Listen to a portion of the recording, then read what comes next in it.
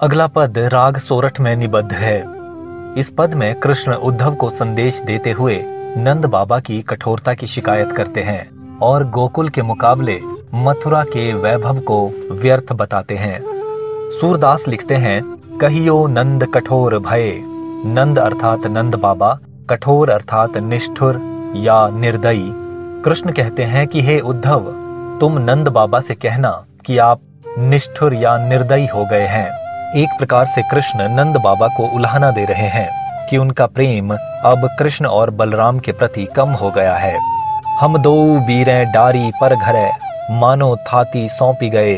दो अर्थात दोनों, बीरें अर्थात भाई, डारी अर्थात डाल कर या भेज कर, पर घरे अर्थात पराए घर में, थाती अर्थात अमानत या धरोहर, अपने पास रखी गई किसी दूसरे व्यक्ति की कोई वस्तु जो बाद में लौटा दी जाती है, थाती कहलाती है। हम दो बीरें डारी पर घरे। कृष्ण कहते हैं कि हम दोनों भाइयों को नंद बाबा ने पराए घर में डाल दिया है या भेज दिया है, मानो थाती सौंपी गए। और ऐसा लगता है कि नंद बाबा ने मानो कोई अमानत वापस कर दी हो, या जैसे कोई वस्तु उसके असली मालिक को लौटा दी हो। कृष्ण और बलराम को मथुरा भेजने के कार्य में किसी की अमानत लौटाने की संभावना व्यक्त की गई है, इसलिए इस पंक्ति में उत्प्रेक्षा अलंकार है। तनक तनक तैं पाली बड़े किए, बहुतें सुख दिखराए। तनक तनक अर्थात नन्हे नन्हे छोटे छोटे, पाली अर्थात पाल पोस कर, दिखराए अर्थात दिखलाए या दिखाए। तनक तनक तैं पाली बड़े किए। कृष्ण कहते हैं कि नंद बाबा ने हम छोटे छोटे बालकों को पाल पोस कर बड़ा किया है।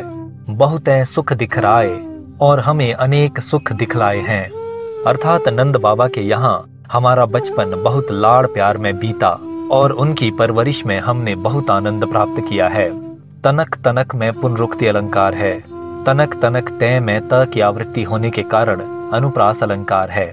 नंद बाबा के प्रति कृष्ण का प्रेम इन पंक्तियों में अनुभव किया जा सकता है। गोचारण को चलत हमारे पाछे कोसक धाये। गोचारण अर्थात गाय चराना, चलत अर्थात जाते हुए चलते हुए, पाछे अर्थात पीछे, कोसक अर्थात कोस भर। कोस का अर्थ है 2 मील या लगभग 3 किलोमीटर की दूरी। धाये अर्थात दौड़े। गोचारण को चलत, कृष्ण कहते हैं कि जब हम गायों को चराने के लिए बाहर या जंगल की ओर जाने लगते थे, उस समय हमारे पाछे कोसक धाये। नंद बाबा हमारे पीछे लगभग कोस भर तक दौड़े चले आते थे। अर्थात जब कृष्ण और बलराम गायों को चराने के लिए वन की ओर जाने लगते थे, तो नंद बाबा उनके साथ साथ या उनके पीछे पीछे काफी दूर तक चले जाते थे, ताकि उन छोटे छोटे बालकों को किसी प्रकार की बाधा, परेशानी या असुविधा से बचाया जा सके। एक प्रकार से कृष्ण कहना चाहते हैं कि नंद बाबा को हमारी बहुत चिंता होती थी। बचपन में तो हमें घर से बाहर भेजते समय भी वो बहुत चिंतित रहा करते थे, लेकिन अब जब हम उनसे बहुत दूर हैं और मथुरा में रह रहे हैं, तो उन्हें हमारी जरा भी चिंता नहीं है। ये वसुदेव देव की हम सो कहत आपने जाए। वसुदेव देव की अर्थात कृष्ण को जन्म देने वाले माता पिता, आपने जाए अर्थात अपनी संतान या जिन्हें पैदा किया है या जन्म दिया है।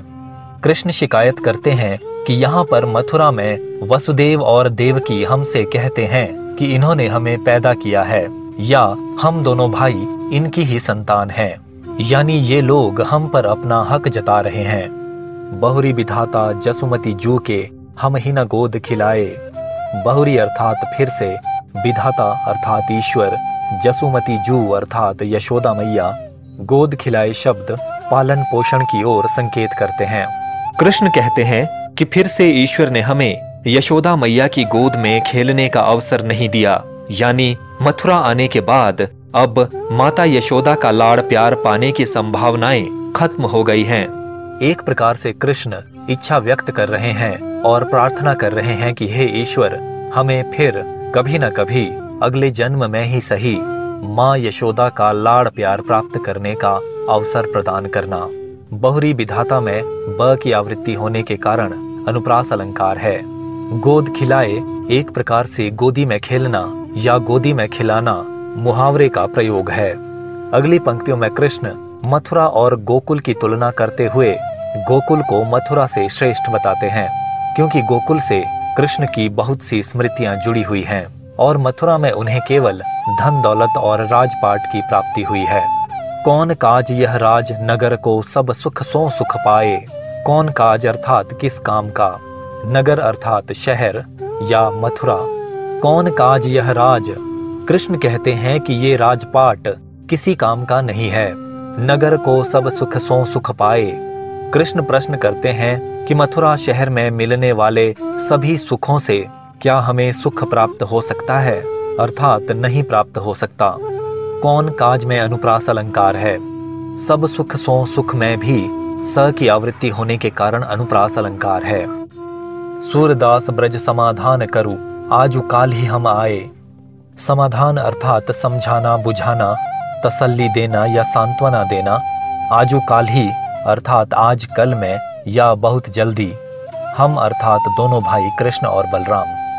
सूरदास ब्रज समाधान करूं, सूरदास कहते हैं कि कृष्ण ने उद्धव से कहा कि तुम जाकर ब्रज में सभी लोगों को समझाओ, बुझाओ, उन्हें तसल्ली दो या सांत्वना दो।